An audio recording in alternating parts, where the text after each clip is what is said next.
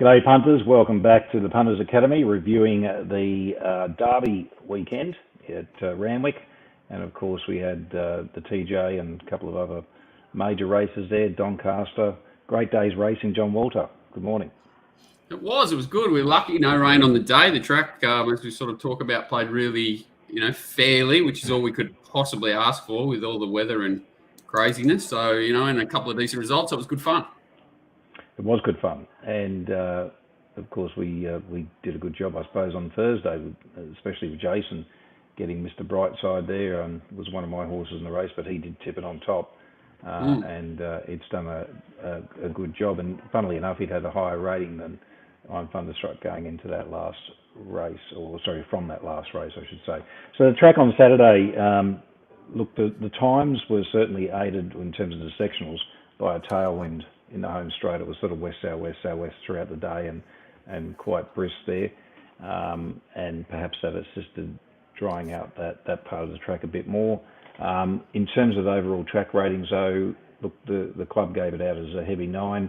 I'm saying it was an 8.1 on the shoot and 9.3 on the circle course proper races. So I think in terms of the track, it was certainly testing. Pace was relevant, as it is in a number of races, or as it is always, I suppose. But in terms of fairness, in terms of position where you should be on the track, you could pretty much come from anywhere. Maybe a touch off the inside in the home straight, but when I get lanes data, I'll be able to get some more clarity around that.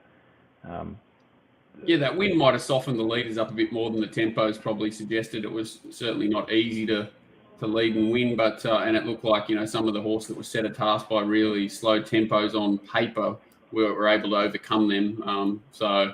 It was certainly a fair track by the look of it. It was good.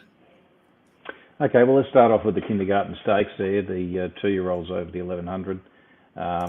Look, they've gone out sort of average to the 800. So the first 300 was 800. It was, as I say, average, and then by the time they got to the 600, it was above average pace. Look, the winner has done a fair job here, I suppose. The very poor last sections in this race make me worry about the quality of the race, though, in terms of any merit. Particularly the last 400 and 200 were very poor. So it was the second slowest time rating on the day in terms of just direct time ratings away from... It was one of the ones that was upside down too, like a fast first section. So maybe a little bit... I know they're not running into the wind out of the chute there, and the track was a little bit firmer as well, but it was one of the faster run races of the day, even though time's not great, which again can be a bad thing, right? Yeah. Look, quite a few horses sort of tended to over-race in this race, despite the fact that the pace was sort of, average to above average there. Not sure what all that means, but, the winner did lose a plate in running, I think. It was a bit easy in the betting, 7-4 at the 5-2. That horse, Nominator from Gaze, Waterhouse, Gaze horse there. It was well supported. And never sort of really looked likely to me. Ginger's Gower was sort of had support. What do they say about it? They say that the track condition is to blame for its performance. Which kind of makes sense for a first starter. You're probably not going to... It trialled up quite well before. Maybe it was just, sort of thrown in the deep end and not an easy task for a first starter that's not seasoned to cope with. Well, the track speed figures that I got off the trials for that horse indicate that the worst ground it had been on was a sort of a dead track, or dead 5.2 in fact. Other than that, it was sort of much better. So yeah, it could have just been the track condition. And it sort of runs into the race here. That's it in the middle, and once it gets tired, it gets really tired. So I think it's a horse that you can certainly be forgiving of. Yeah, whether it's this prep or next. I don't think there's this horse is quite interesting coming out of that Scone Maiden, very green, sort of wants to do everything the hard way, doesn't have a lot of early speed and does get cover here, but this Voldemort seems to have a fair engine. If the penny ever drops, it sort of keeps coming. And Danny's horse sat wide, no cover the whole way, and like all of Danny's horses at the moment, seem just to never give up. I think what worries me most about the performance of it, as I said, is the the fact that these horses are able to make ground in very poor sectionals late. So they look much better to the eye than what they do in terms of their actual performance. So that's what worries me. Yeah, I don't think any of these horses are like, you would have to say that Semillon's getting towards the end of its prep, obviously dropping back out of a Group 1. Maybe that its quality sort of got at home. And this horse has obviously had mad issues. Is it called Spacewalk with glue-on shoes on and off, synthetic hoof filler. And I agree with you. I think Nominator's just a horse. Calgary Stampede, there's a few that are just horses. This guy's got some quality and just outclassed him. This lightly raced and got a bit of upside, first starter, the rest. But none of them are sort of horses that you're looking to find coming out of this race, going into another race directly, blind anyway. Yeah, agreed. Okay, so let's move on to the Carbine Club there over a mile. Slow pace here throughout, and excellent performance by the winner. Ran sort of monster sectionals last 400 and 200. Certainly, he's got a future, I think. Interesting that this race doesn't, but it does. A lot of races slow down between the 8 and the 6 on the day, which is probably not that normal. Yeah, well, I mean, the 8 to 6 split here is minus 3.2 lengths. But, to the 800, they went minus 8.9, and to the 600, they went minus 12.3. So there was a slowdown. Yeah, which is kind of weird, right? Especially on a slow tempo. Yes. Which certainly gave those horses a chance to make some cheap ground. But what I particularly liked about the winner was the dominance it displayed, and the fact that it did just put them away. And not only just put them away, just destroyed them, really, in terms of... Obviously went really well first up, too. And that horse of Chris Lees's is a very interesting horse, because it kind of toyed with this one. And then when this has come out and done this, and they're two nice horses going forward, I would imagine. I'm named defeats me at the moment. But, Lock Eagle? John? Lock Eagle? Yeah, that's the one. Lock Eagle, is it? Yeah. Yeah. So it sort of handled this horse nicely, and as it had put two really strong wins together, Lock Eagle, and the only word for this horse is dominant, isn't it? Like, it's just the only horse that did have an excuse is Sweet Ruby. Glamour. Yes, was it 3 out of 5? No, I'm sorry, I'm looking at the wrong race there. Sweet Ruby, yeah. Sweet Ruby Lane, 3 out of 5. Kelvedon Road missed a kick a couple of lengths, but that wouldn't have made much difference really. But it did pull up. It did pull up lame also, 2 out of 5. So moulded lame there, and Flying Crazy. The jock said it didn't handle the ground, so do with that what you will. But another Danny Williams horse under pressure on the bend, just continuing to find the line. I'm not sure where the heck that horse goes, but yeah, if they line up, it's a bit like the old Fireburn. I know which horse I want to be backing. Yeah, well, I mean, Straight Aaron did run third best last 400 of the day in terms of sectional ratings, and best last 200 rating of the day on my figures. So I think it's got a bright future. Okay, let's go on to the Adrian Knox, which I suppose is the competitive form towards the Oaks versus the Binary, which we'll talk about in question time. Honey Creeper got the job done here. They've gone out sort of a solid tempo. Wrong race. My apologies. Yeah. They've gone out average to below average tempo by the time they got to the 600. Look, another big drop. I don't think this race as a race going forward is much good. I mean, the winner certainly showed its dominance in terms of turn of foot, and that's going to hold it in good stead in the Oaks. But just from a pure ratings point of view, I don't sort of rate this race, and certainly the winner's performance is much better than what it's done previously. So a couple of query runners. The horse that does run third was jumping from 1,300 to 2,000 second up, and does hit the line okay. So you'd expect it to have upside. I think that's it back third last. Honey Creeper's in the white cap, isn't it? So that's it back third last. Mamunia. It's probably the only horse in the race other than the winner that has significant upside going to an Oak. Yeah, I'd say some. I mean, it's probably not the one I'd want to be on, but sure. These. Yeah, I mean, just not an easy task. 28 days, 700 metres up in trip on that sort of track. Mind you, it's going to get another wet track, isn't it? Most likely, 90% sure. Well, when it stepped up in distance last prep from the 1500 to the 2000 on the sort of slow track, that was only 8 days between runs, so it was certainly better set up to do it than what it was Saturday. So yeah, concur with that. It was respectable, but not particularly. Have I got the wrong horse? I got the wrong horse. My Mooney was the one that settled closer and gets the outside honey creeper, cuts inside. Yeah. Yeah. So that takes a bit of merit out of it, but it is held up a touch. I wish it was held up for another 50 yards. That's my 40-1 chance in front each way that gets nutted for third. Yes. Well, anyhow, the second horse is tough, but the winners, as you say, like just completely dominant. I mean, it's not like it's running through the line, but it can improve a bit. I agree with you. Even I don't know what to do with the horse's sectional performance was very good. Yes, for sure. As I said, that's what's going to hold it in good stead in the Oaks. But I think it's going to be a reasonably low rating Oaks this year. And like as you sort of said, what it were they were sort of 2.5 lengths slow to the 8.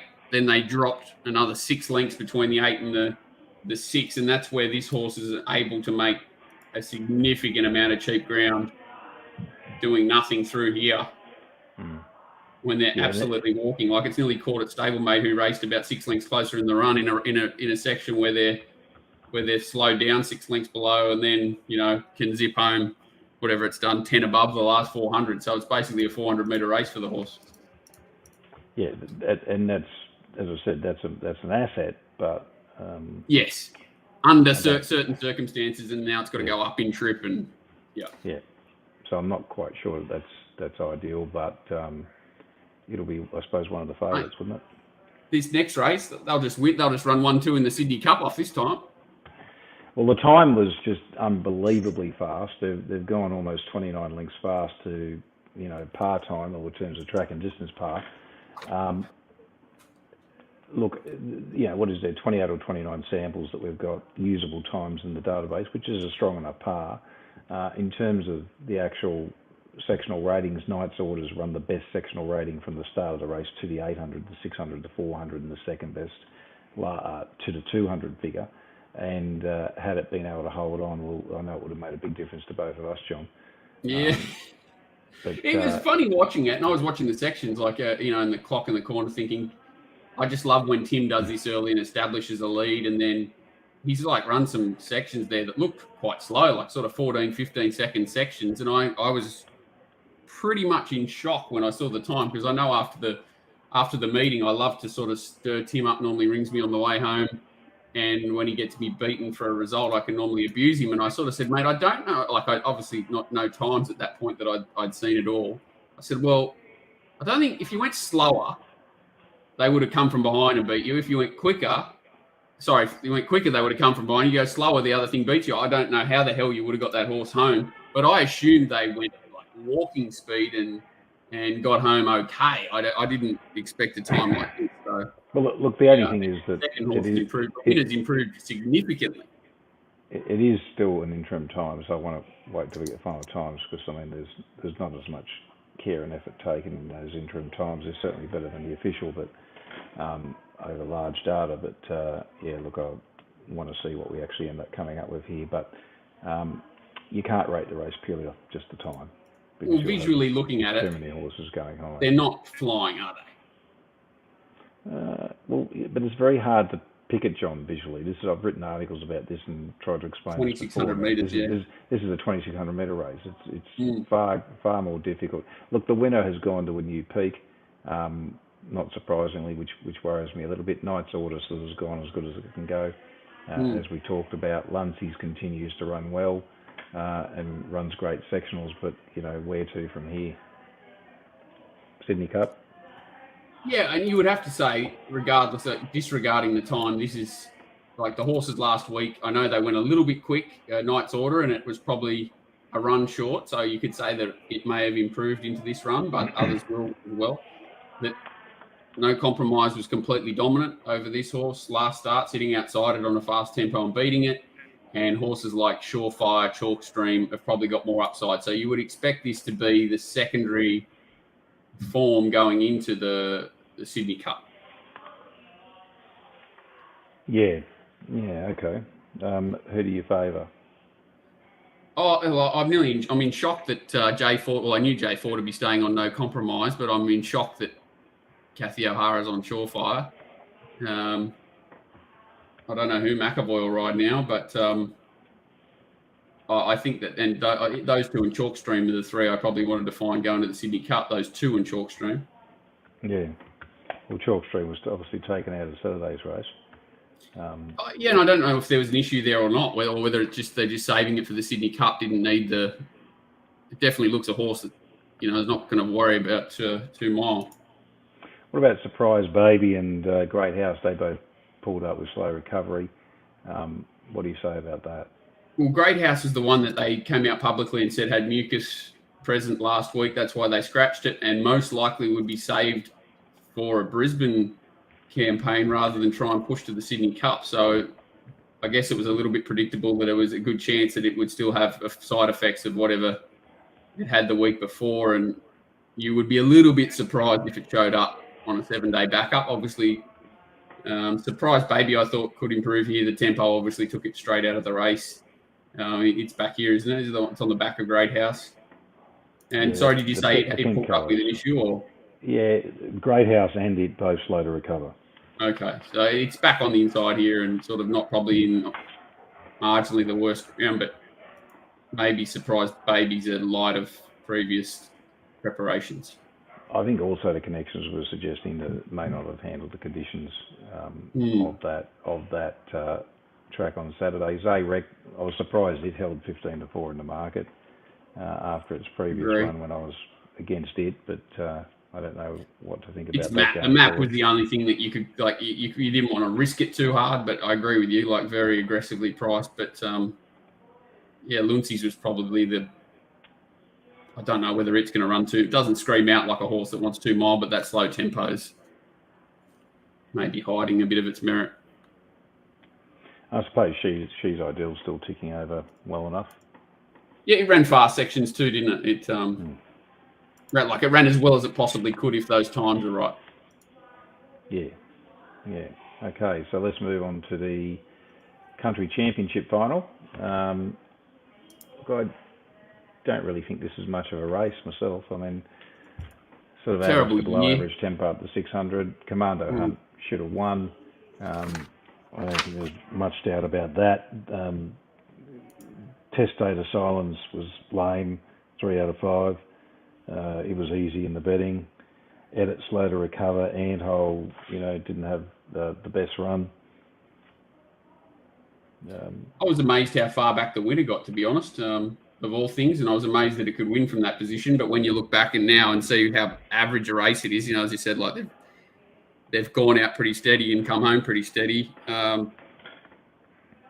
It sort of makes sense. The best 2 horses arguably have run 1-2. They're both going to get absolutely smashed in the ratings from this, and this is probably their career grand final. Do you think that Commando Hunt, or do you think that Nasherd, they're not sort of going towards the inside there with the winner and choosing? Yeah, and I've left-hand got a bit of connection with the stable there. I talked to Cameron a bit, and he did tell Nash that the horse does like to race outside of horses, and obviously, where he finds his position in the run, sort of back and last the inside with the inside a bit. If it was probably as bad a spot as he could find himself, and if the horse has any luck at all getting through the field and not having to, wait, check, circle, get his momentum held up while the winner's back on the inside, never interrupted. He certainly wins. If he had his time again, I'm sure he'd probably disregard whatever instructions he thought he was riding to and follow the winner through and probably beats it. But it's a 20/20 hindsight, that one, and he's a frustrating horse, Commando Hunt. But he's, and like you say, you don't want to get carried away with the race. That's the problem. His performance is good, but it's a good performance in a poor race. He's going to get 10 or 15 point benchmark penalty from this most likely and be extraordinarily hard to place. He probably ends up in Brisbane in a class 3 set weights or something like that, and he can probably run okay up there. But you think they'll be that hard on that? Pardon me? Do you think it'll get that much? Yeah, that's pretty standard for a runner-up and winner in a country championship. They absolutely smash them, especially their country rating. They annihilate them. Well, it's just a provincial race, isn't it? It's how it should be treated, but because the prize money's where it is, they basically decommission the horses. It's pretty sad the way it's all handicapped, and it's purely off prize money. But what's that? What's the relevance of that? The race is what it is. It does the prize money should be irrelevant, right? Oh well, prize money is a factor in terms of attracting the better horses. But I mean, why are we running these races on the Metropolitan Saturday? It's the same. Yeah. Oh, this is it. I agree why are we running highways or midways? I mean, I think the midways are too much. The highways are great because they highlight racing that doesn't otherwise get any sort of spotlight, and it also gives those country trainers, something to aim at. Gets them a bit of publicity that they otherwise is nearly, it's too expensive for them to get. The country championship series, I think, overall, there's a few weird things that go on there that are probably a bit in the grey with syndicators and stuff like that. But other than that, really good series, and one of the better things that I think PVL has brought in. It's very hard to make it perfect. You've got horses in this race that raced in finals 7 weeks ago, as opposed to horses that are coming in off perfect preparations 2 weeks out. So but that's impossible to look. I think the concept's good. Yeah. I think the concept of being able to race in the metropolitan area on a Saturday for these provincial country grade horses is fine. The issue I've got is prize money, and I think we are throwing too much at them. I mean, why can't I mean a provincial race is what 35,000, countries around sort of mid 20s, and then suddenly we've got these provincial championship qualifiers and all that being worth 150,000, and we've got Group 3 races on Saturdays worth 160. It's out of balance from my point of view.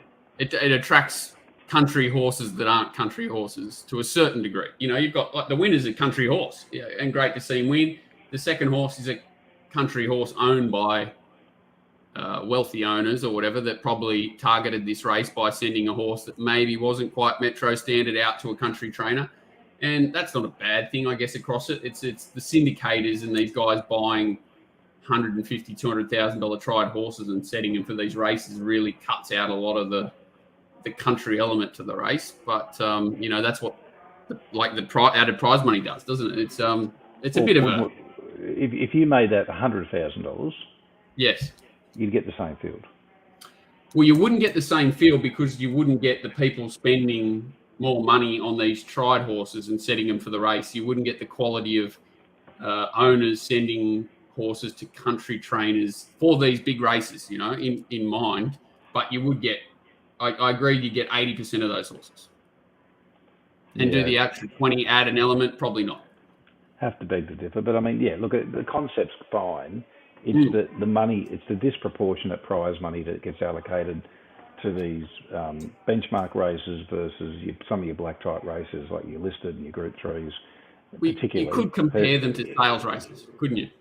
Well, yeah. I mean, sales races are never what they're made out to be, are they? Rarely, anyway. No, they're pretty much the same. They're they're a marketing play rather than a class play. Yeah. Anyway, we can go on about that forever, I suppose. Let's move on to the sires, where we saw the great Fireburn in action. The betting has to be the talking point here. Well, it was sort of evens out to 6-4 in the official. It was when we did our show Thursday, it was about 13-8, 7-4, and sort of came into $1.95 and then got back out again. And I think one of the points I raised on Thursday was there might be a bit of resistance just because of the connections, because of the lead-up form and the supposed poor times and sectionals in some of those 2-year-old races that were run in heavy rain, which were affected and had to be dealt with differently. And also the SP perhaps coming out as a slipper, and as I said, connections before. So all those, who knows what it was, but maybe it was just the fact that it was getting back to the map as well, I guess. Yeah, but I look at even at 6-4, it was just a sensational bet in my view. Well, There was good money for She's Extreme, which obviously had an effect on it in terms of getting back out. I mean, it was which is a hard horse to find, I thought. Look, it was the obvious second pick. Couldn't have seen it start at 7-2. But it was the obvious second pick, but how could it possibly beat the winner? Exactly, I agree with you there. So 7-2, that's right. There was the obvious second pick, but it wasn't the price difference. Like looking back on this race, I don't think anything better could have gone for She's Extreme, and I don't think anything worse could have happened apart from getting checked or something crazy to Fireburn, as in the race shape, where they are in the run that She's Extreme's got to the right part of the track, where Fireburn's had to go, the sections it's had to run in comparison. You could run this race 50 more times and it couldn't go better for She's Extreme. Yes, and I think if you put more pace into the race early, it was a below average tempo, the winner wins by more. Correct. So, yeah. Anyway, that's with benefit of hindsight, but I think completely dominant. But it is a pretty average race on paper, isn't it? Yeah. Brosman as a horse that we sort of briefly touched on Thursday as well, I think Jason was keen to get our view. It's pulled up lame and Blinker's first time over raced. Maybe a forgive for it. Yeah, next prep. There's a few horses that are not hopeless next prep, but what do they do with this horse in the Champagne? Like what beats it? Yeah, Lightning Strike. Magic's an imposter. There's nothing in this race you could possibly back surely to beat this horse going up in distance. I hope they get the job done. And connection. Yeah, I agree. I probably underrated this horse all the way through, and it wasn't to the slipper till you had to believe what you saw to say this horse is the real deal. And I think Rebel Dane was standing for 8,000 out wide somewhere, and it's just gone up to 27.5, and it's now at Widden Stud. So they're over the moon. Well, it's been the form line, hasn't it? Through and getting back to those poor times that we were talking about out of those 2-year-old races on 26th of Feb, I think it was. It's how you handle those types of races that are a little bit unique or that stand out on the day in relation to the other races in terms of the times. They were too bad to be true, and you just had to treat them as their own meeting, I thought. If you handled that race very well, you've been very well rewarded. Yeah, I've done okay out of it. So yeah, exactly. So yeah, and in hindsight, she's just been a real line finder a whole way through. So good luck to her. Indeed. Okay, on to the Derby. Another talking point here. Hitotsu did a good job. Rated about as good as it did in the Australian Guineas for mine. They have gone out sort of average tempo. I suppose the drag on the race for me is that Benno's a non-metropolitan winner. Allegron's a non-metropolitan winner. It does have an effect on it. This horse in a Cox Plate, there's a question later that we'll get to about it. There seems to be lots of talk about it. There's it's a nice horse. I was really keen on it in the Australian Derby. The Australian Guineas.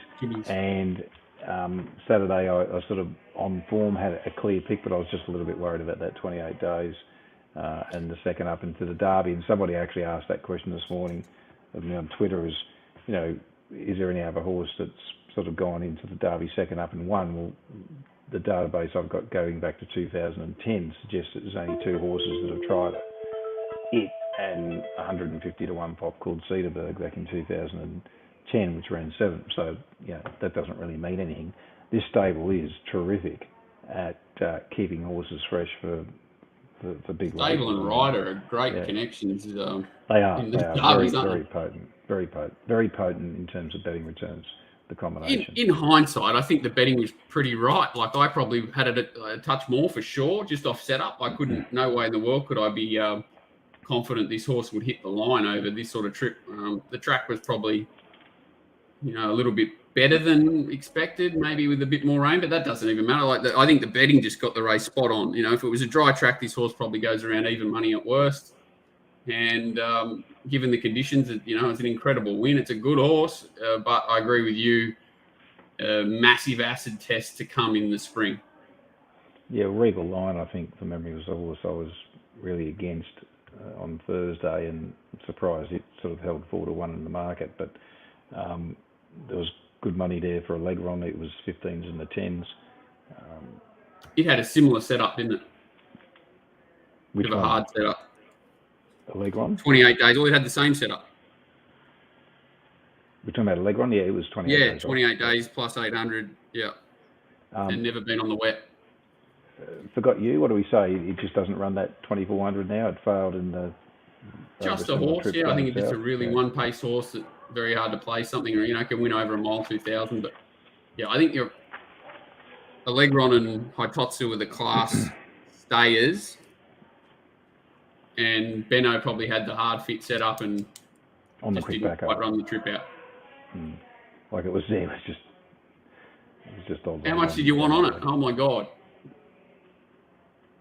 And it was easy to find, not easy to find, but it was easy to find in comparison to Regal Line. You're getting 9-2 one, 20-1 the other, off a very cheeky ride on Monday.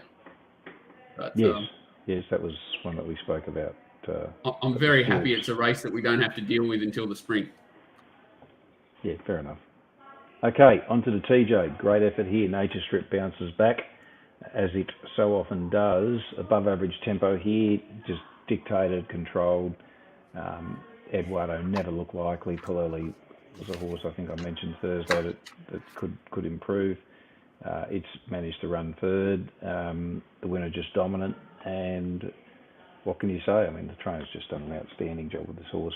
I wish these two horses could race on to like 14-year-olds, because over 1,000 early in the prep, they're predictable. Once they get to 1,200 grand final, they're predictable. They're just the ultimate two horses that control races and bully the others, and they're so in tune with each other. Like once certain circumstances come into play, and it's just amazing how Eduardo always seems to draw underneath Nature Strip, which helps, and it's been a good rivalry. I don't know how long it'll go on for, but really well backed, the winner, 13-8 to 11-8. Mars Crusader was slow to recover. It had support. I think started 11-2. I think they bet 13-2 in the official.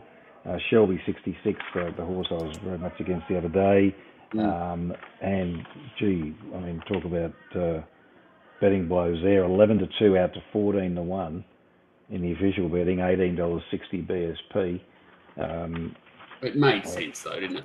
It did. I mean, the fact it 9-2 in a Group 1, this race here, TJ, it just didn't make any sense. It was insanity, especially map problems, 1,200, not 1,000. Yeah, a lot of things different. I'm in shock that Bellucci Babe has run fourth in a TJ Smith, but she's absolutely airborne. I love her ridden this way. I think she doesn't run out 1,200, but it's not in the race. These two are in a different race to the rest of them. Mars Crusader is certainly the one with excuses that completely failed, and a bit of a hard horse to catch, the old Mars Crusader, but I think he did have genuine excuses. It's very, too bad to be true. And Rule of Law, I think I said a couple of starts ago, that should be put out for a spell. I think Bjorn's just thrown 3 shots at the title there. Overpass obviously had the solid form coming in. Bellucci, it was a very good result for the stable running in. A black type for her and whatever. Indeed. Okay, on to the Big Mile Doncaster. We have above average tempo, average by the time they get to the 600. Forbidden Love, extraordinarily well backed, 11-4 into 9-4, surprised me a little. Didn't think it'd be that short. I'm thunderstruck at every chance. The winner's been shoved out of the way by it. Close to the home turn, I think, or just ran in the home turn. Inspirational Girl had some excuses, ran a very good last 200 rating, 7th best on the day. Cascadian obviously got home from last and made good ground, 13th best last 200 rating on the day. What do we say here, John? Thank God for Mr. Brightside. What a terrific price. Thank God for him, absolutely. I backed 5 in the race, and thank God it was one of them. Jason, very much the push from him, and I got a couple other pushes, and it just didn't make sense, the betting, the difference between it. And if you liked Thunderstruck, you sort of had to be on the winner. So I would assume that most people that found on Thunderstruck, who did certainly look the winner at the furlong, would have found the winner as well. But bit of a messy race. I thought they went a bit slower than I expected, and it certainly played into the hand of the well back runner Forbidden Love. But she was shown up at a strong mile by the look of it, and maybe she had a good long hard prep too, so maybe that caught up with her. But a very weird win, I thought. As you said, it's just in front. Mr. Brightside's here in the Black Cat, ridden along on the bend. You certainly want to be on Thunderstruck to beat it at this point, especially when it shoves it out of its way and puts probably a length on it around the turn and holds that margin up until late in the race. And like you look at Mr. Brightside, he's basically battling at best, and then certainly finds the bloody smelling salts, picks itself up off the camel and runs away from it. So it's one of the more incredible Doncaster wins I've seen for a while. Ice Bath there, honest as usual in the finish. Plenty of honest runs behind Banker's Choice.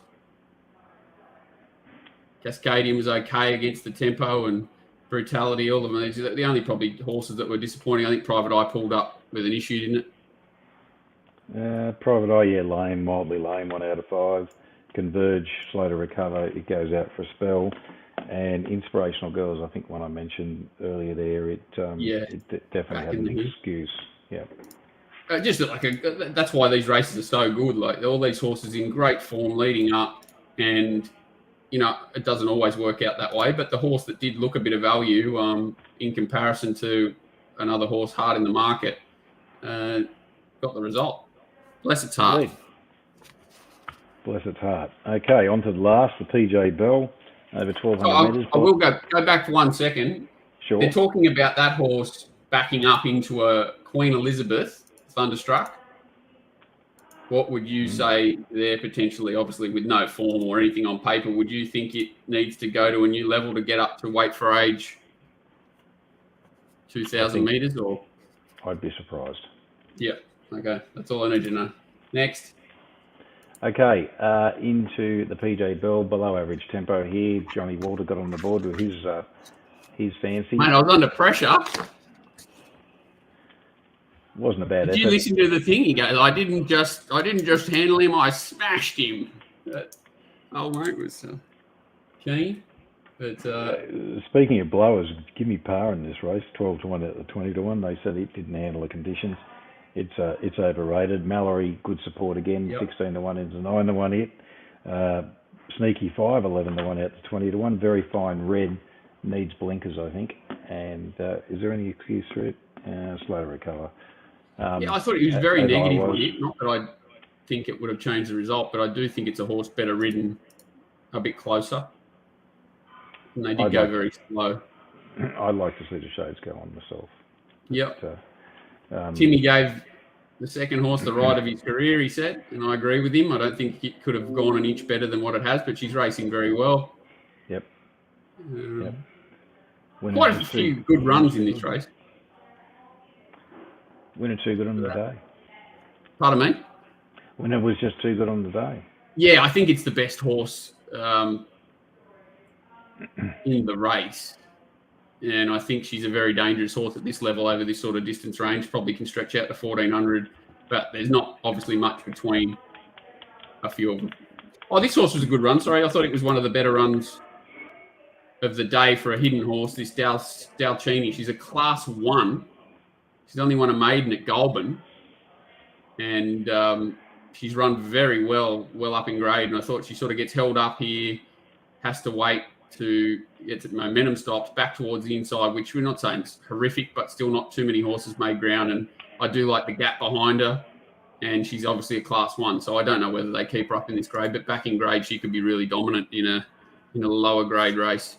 Just speaking of Mallory, I mean, I can't see what they've found the last two starts. It was very well back last time, and I know that I was very much against it. Something. Well, that was her D-Day last start, wasn't it? She showed that she's just a horse last start, so it was strange that they found her again. So anyway, it's the game we're in. Horse to follow. Horse to follow. You go first. A straight Aaron for me. Which one? Straight Aaron. Straight Aaron, yeah. Yeah, I agree with that. Nothing out of the fillies race. Nothing out of the staying race. Nothing out of the highway race. Oh, Fireburn, who cares? There's not there's grand finals for a lot of these horses, and it's very hard to find a horse to follow. Where Straight Aaron could definitely go to Brisbane. I don't know what they'll target. Yeah, Straight Aaron for me, and that horse in the last Dalcini if it drops back in grade. Rightio. Okay, let's get on to the questions this week, John. So the first one here is from Scott. Fireburn versus Amelia's Duel. Who wins if they lined up against each other on the weekend? I think Fireburn is my opinion.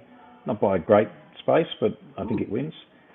Who wins when they line up against each other in the spring? Well, who knows? Depends how much age improvement they're going to make.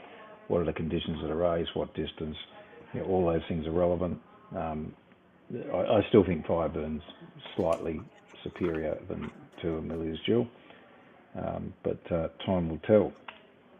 Very nice horse. Amelia's Jewel's that per horse. Yeah. It's very hard to line them up. Probably easier for you than me, but visually, what you've seen of the horse, probably only Fireburn, maybe She's Extreme, maybe Best of Bordeaux are the only three horses I'd be scared of her lining up against. Fair call. Okay. So, Maddie, who's your top pick for the Arrow field and why? Look, way too early for me to make a suggestion. I haven't even looked at the race. I suppose just guessing what the final field might be. In fact, I don't even know, obviously, what the final field's going to be. But I'll share you this. Please just show me the field. Who we got? Marzu in the Congo. Polelli overpasses, obviously coming back from weight for age form. That's got to be strong. Well, there's $9 Home Affairs. Forget it. It won't be there, will it? Surely. I wouldn't think so. Not in a million years. Espiona. Look, I would say looking at that early and just knowing the horse's figures, I would probably prefer to have In the Congo ahead of Marzu. So I'd probably say In the Congo would be my top pick, but there's so many factors that are going to change and could end up rating the race totally different depending on what the final field is, map, all those things. There's nothing that stands out, is there? Yeah, I'd say based on what they've done. I mean, Marzu's flying, and I've been with it pretty much every start this prep. But I would say just on the way into Congo returned, it's probably got more upside than what Marzu has, and has better form lines. From mine. Yeah, and Marzu's got a smell of forbidden love about it, where it's not had grand finals, but it's got to be. It's raced through hard conditions. Did rate down last time too off its previous start for mine. So for me, In the Congo, just on a very cursory glance at that field. This Nightmare horse would be interesting if it lobbed up here. It's the horse that drew two down the straight last start and ended up on the outside fence. Artorius. Down the straight in Melbourne. It's always been a bit of a money muncher to date, but it's probably a scary horse if it comes up, and it's probably a question to be better handled closer.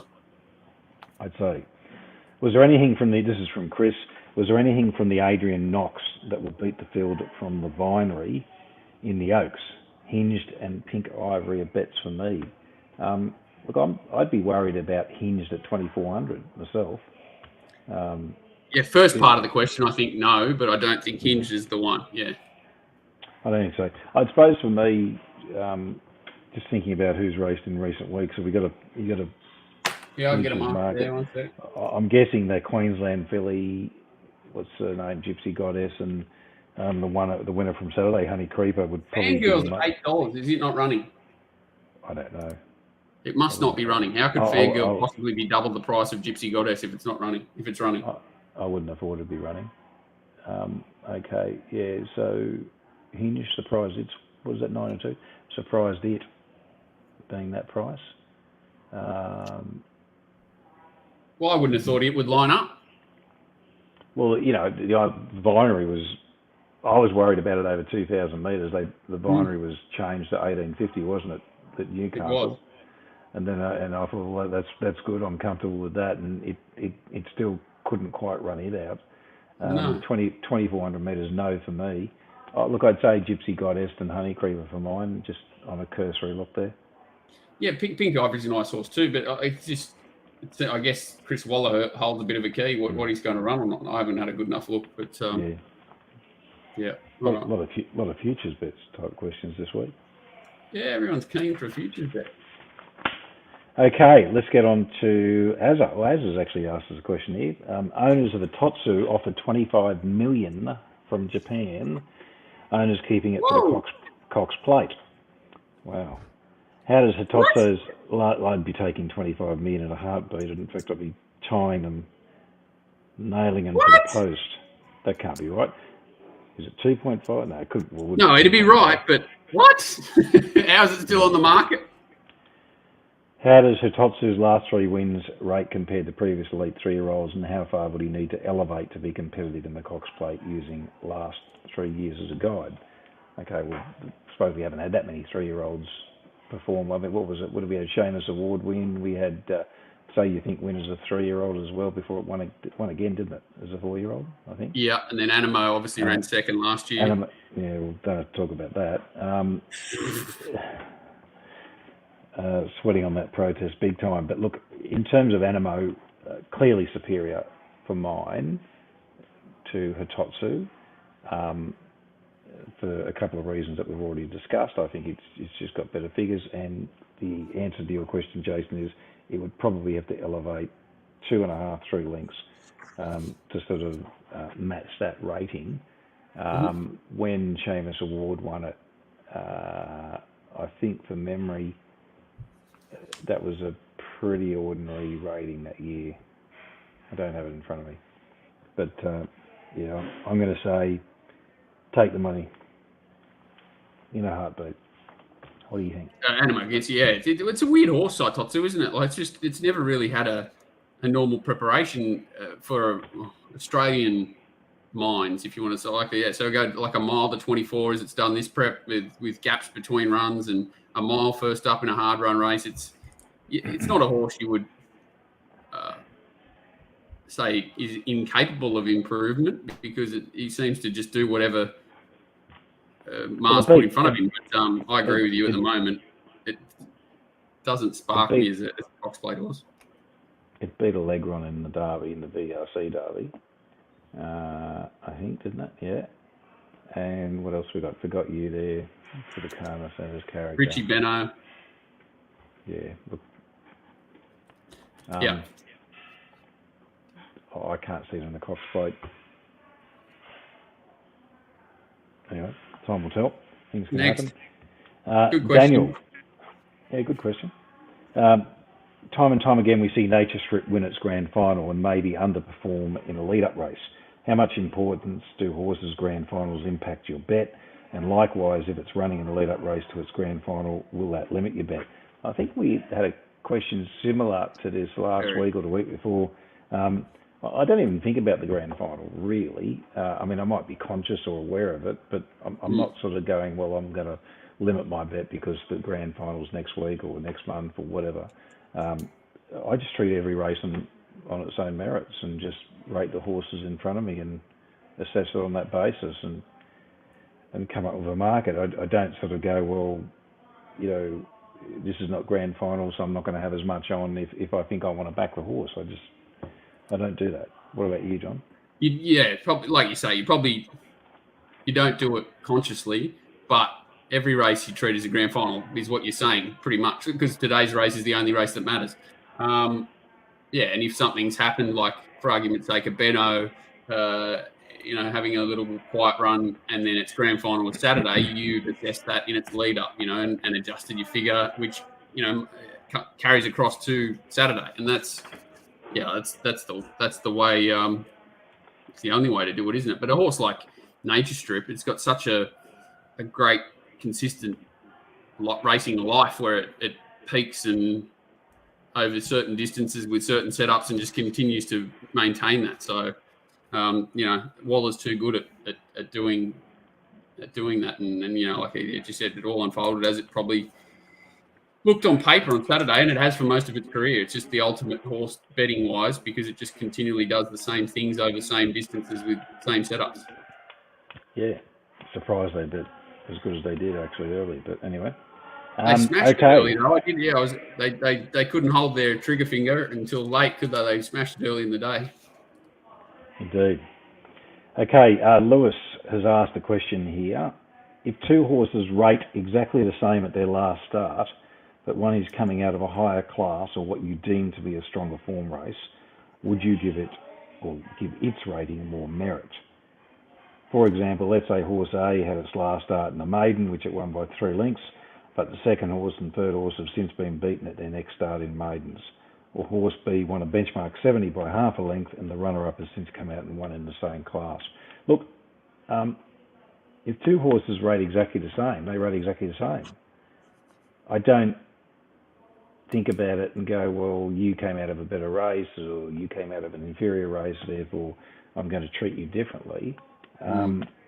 Look, there is a second part to that question, I suppose, that's inbuilt into the narrative where you're talking about horse A, came out of a maiden, won by 3, and second and third have since been beaten. That's part of that dynamic, ongoing adjustment process that I go through with respect to the collateral form that's come out and shown me something. So it's a forever process. You can't just rate a race and set and forget. I mean, I know some do, but I can't see how you can do that successfully long term. You do have to be at least conscious of the collateral form, and one of the processes I go through leading up to a meeting is that I actually look at every horse's last start and, if you like, re-rate or attempt to re-rate to see if there's any change. Like clarifying it all. Yeah. Yeah, to support it. So you're looking at collateral form and going, well, what does that show me? Because I obviously made certain assumptions. The computer gave me a figure before I rated the race and said this is where it should land. Times and sectionals tell me something else, perhaps. I make a judgment call. That judgment call is obviously sometimes right, sometimes wrong, sometimes too low, sometimes too high. So it's a finessing process. And the collateral form is like an evidentiary-based tool that you can use to re-hone or re-justify and clarify those numbers and get a better result out of it going forward. Because if you leave a race that's too high, you're going to be wrong, and it could affect you, for many, many runs to come and many horses out of that race. If you're too low, it's going to affect you. So you've got to actually, I think, if you are in the process of rating horses, and it's a monumental task, and I spend around 4 hours a day just doing back form, and then I would spend at least 10 or 15 hours, 20 hours a week just doing the forward form and checking the back form, if you like. So it's an ongoing process. I don't think it ever ends. But the long and short of your answer is, if they rate the same, they rate the same. It doesn't matter what race they came out of. Agree. And Fireburns race is an ideal example of a race that everyone, you would have been surprised if anyone treated it with as much respect as it now commands. The slow run race on the wet track. Saturday's race will be an interesting race going forward, the chairman's, because it could be very easily overplayed if you did it straight off time. So those sorts of examples, I'm sure, happen, like you say, 10 times a week. Fortunately, I got those races right, those 2-year-old races. And, hence had She's Extreme short in the race it won in the lead up. And, I remember that day it was very heavily backed on the totes. I think it was about 7-4 every tote from memory. So, yeah, you get them right, you get them wrong. I mean, it just happens that way. But and you've had now a month to get it right, even if you got it wrong. Yes, but you can't just leave it. No. Like you say, that's exactly. I like the way you explained that. That it's very important. I do similar. Obviously not. I always look at their last start leading in to make sure that I've missed something. Even though you've already gone over the meeting that race. So yeah, I think it's a good system. And the only reason I need to look at the last start is because I've already looked at all the others, and I've gone through that process on an ongoing basis. And look, the computer, I do get aided here. I do get a report from the computer that does tell me, look, there's certain collateral form here that's proven. It doesn't actually say anything, but it gives me the result in numbers that highlights races that I may have rated too low or too high based on the subsequent ratings that have come out of the collateral form. But apart from that, it is still a manual judgment process that needs to be executed ongoing. And I think maidens are probably the most benefit you can have if you monitor maidens, go back over them. It's easy to sort of play maidens sometimes, slow run maidens. There are many of them I've found over the years where a lot of strong form comes out of them. They can, for sure. Okay, question of the week, and we haven't mentioned our sponsor, Top Sport. And talk about that. Well, you can talk about them first, and then we'll put the slide up. Yeah. Okay, so obviously here, if you haven't got an account, Punters, you need to get one. They always bet you the limits that you can see on that slide there from the time that they go up. And of course, when there's bigger racing on, Group 1s, listed races, other black type races, the limits are much higher and certainly bigger than you'll get from any other corporate like for like. And they're very fair in the process. So fair that they give away $100 a week to the question of the week, which of course this week is Mitchell. We both of us sort of gravitated towards this question, and it's interesting. With horse racing taking up so much time, not only when doing the form, but also getting money on while betting, how do you make sure that you have a healthy life balance and that you're not neglecting your own personal mental health and relationships? Sorry, you got it? Yep. I got that. Yep. Do you have any tips on how you've both managed this balance when betting on a full-time basis, especially when the major meetings occur during social times, i.e. Fridays, Saturdays, etc., when gatherings are often held by people you know, and how do you plan things like taking time off through the year? So, three-part question. Part one, how do you make sure that you have a healthy life balance and you're not neglecting your own mental health and personal relationships? I do it very poorly. I don't have a healthy life balance. It doesn't exist. And unfortunately, if you want to be very good at what you do and you want to learn and you keep getting better, and I just don't understand how you can maintain it. So you have to have an incredibly supportive and understanding partner, which I think is just the absolute rock in the whole process. You've got to have that. It's a very tiring and demanding business that we're in. But for me, I don't claim to have a healthy life balance at all. And it's something I'm working on. It's something I'm always looking at changing up and trying to try different things. But it's a tough one. John, what about you on that? Yeah, same boat. Like I try and stay at least physically. It's a sad one, but probably one of my best mates dropped off the perch there a couple of months ago when he was in Thailand. But we'd play tennis at 6 o'clock every morning, and at least that sort of got me out of the house moving and kept me a little bit fresh. But it's very hard past sort of 7:30 in the morning in this industry when things are changing, scratchings, phone starts ringing, that you get away from your desk, and then you've got things like you said, you got to allocate time to go through, do pre-form, post-form, then you're through the day betting live. Then after that, there's always something to do. So I'm in exactly the same boat as you, that, friendships and pastimes and hobbies have fallen by the wayside because it's an all-consuming thing if you want to stay on top of it. And I agree with you. Also, my lovely, darling wife definitely pampers me, as in brings me food and whatever. Otherwise, I don't eat. I forget to eat. I never leave the dungeon, 7 days a week. So it's nearly impossible, I think. And probably like yourself, I'm not sure, but over time I've tried to share responsibilities with people, and it's just very hard. It's very hard because unless you're of identical mindsets and producing the exact same outcomes every time that you both look at a race, it becomes very muddled if you're trying to share information with anyone. Yeah, I've been down that path before as well, and it just doesn't work. In terms of the second part of the question, do you have any tips on how you've managed the balance? Well, we both don't have it. When betting on a full-time basis, especially when the major race meetings are on, and that affects social outings, which it obviously does. Look, if you're fair income about this game, and you're fair income at punting, and this is what you're making your living off, not selling tips or not selling something else, or not working in another job or whatever, you don't go fishing and play golf on these major betting days. You just don't do that, right? No, you don't. You try and take advantage of it. Like, I know you try and get away at certain times, and as you said, you're still not away. You're still working, but trying to get at least some sort of, reset mentally or something. There's a bit of time with the family, but you do try and duck out when I do it. Usually try and duck out when I can and do something with the kids, or, go bowling, or, just try and get your head away from racing as much as possible. But it's not an easy task. And really, like, weekends don't exist. They don't exist. Like, they're not a regular weekend. They just don't exist. If you're going out Friday night, Saturday night, and you're expecting to be fresh and making good decisions at 6:30 on a Saturday morning, I think you're unrealistic. Yeah, agreed. And the last part of the question, how do you plan things like taking time off during the year?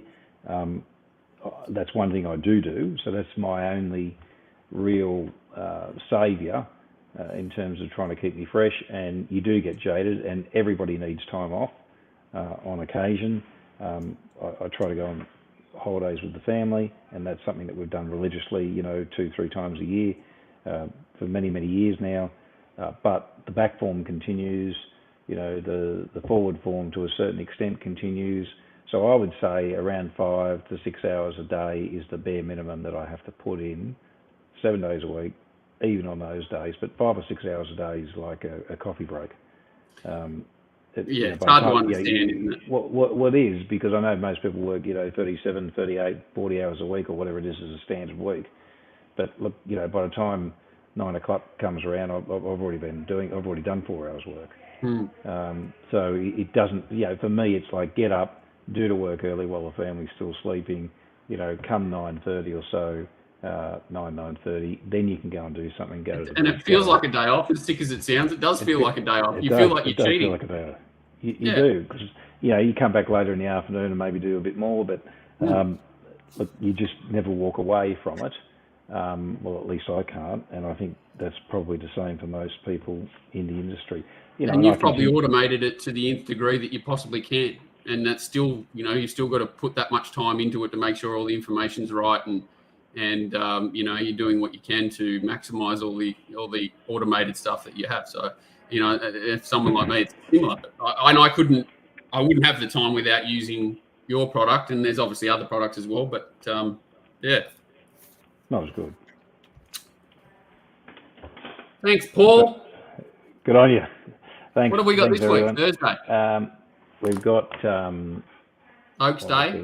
We've got the championship. We've got the Queen Elizabeth. Sydney Cup. Sydney Cup. So we'll be talking about that.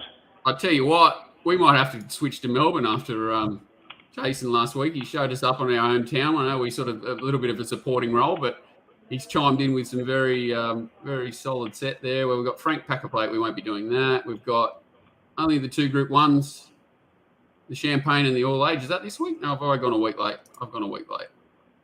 That's next week. Yeah, I think you've... Sydney. Yeah, so... Sorry, mate. Sydney Cup. It is Queen Elizabeth, Oaks, yes. Queen of the Turf, Arrowfield Sprint, Percy Sykes. Geez, we've got a big day. Sapphire Stakes Group 2. We've got 5-6 races to do, so we'll be here on Thursday. That's pretty normal. So everyone tune in on Thursday for that. We'll put a notification out on Twitter. If you don't already subscribe to the show, you can do so. It doesn't cost you anything. And you can continue to hopefully get some gold out of the preview shows that we produce, and also some education and knowledge going forward out of the review shows that we do on a Monday. So thanks, John. Thanks everyone for watching. Mate. Thank you.